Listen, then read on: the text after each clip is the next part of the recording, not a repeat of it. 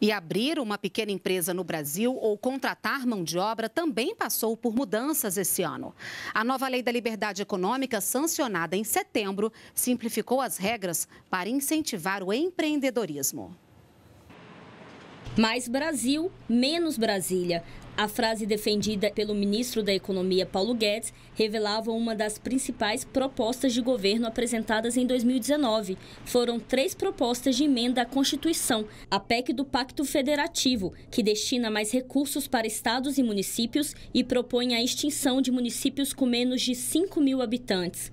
A PEC emergencial, que proíbe estados e municípios endividados de criarem despesas obrigatórias e aumentarem gastos com os funcionários públicos. E a PEC dos fundos públicos, que permite a utilização de 220 bilhões de reais parados em fundos para o pagamento da dívida pública. Com essas mudanças, estados e municípios podem receber de 400 a 500 bilhões de reais a mais nos próximos 15 anos. As mudanças propostas no programa Mais Brasil tiveram como objetivo ajustar as contas públicas, manter as receitas e despesas equilibradas e permitir que o Brasil voltasse a crescer. O grande desafio brasileiro é a transformação do Estado.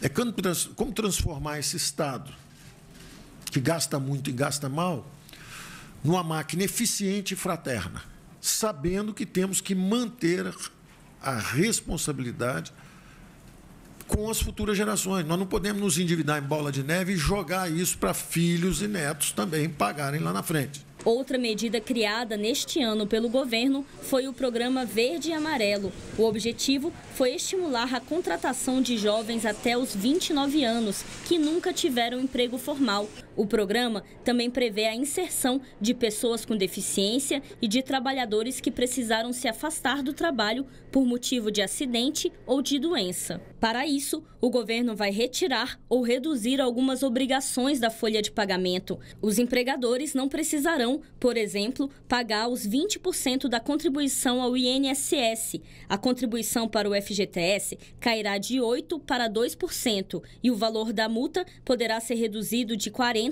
para 20%. Direitos trabalhistas como férias e o 13º salário estão mantidos. Além dessas ações, a medida também prevê microcrédito para pessoas de baixa renda. Cerca de 4 milhões de pessoas devem ser beneficiadas em 3 anos. A medida deve ajudar na contratação de jovens como o Douglas, que em 2019 pôde estrear no primeiro emprego. Espero que muda toda a minha vida, né? Começo a fazer minha história, né?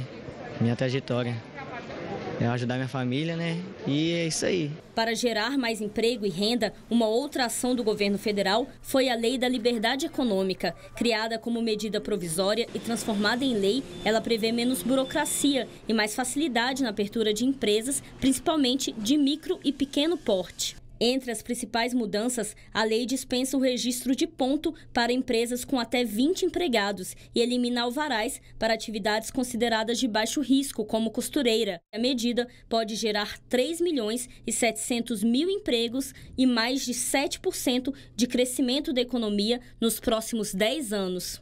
O conjunto de medidas surtiu efeito na vida de quem estava fora do mercado de trabalho. No ano, foram criados quase 950.000 empregos com carteira assinada. Contratações como a de Paula, nova funcionária em uma loja de sapatos em Brasília. Deu certo, entreguei um currículo, aí fui chamada para entrevista e logo no mesmo dia obtive a resposta, né? E estou aqui agora. Você vê então que algumas das políticas que o governo fez já começam a surtir efeito. Você começa a ter ganho de investimento. O investimento, por exemplo, foi bom nos últimos 3 meses.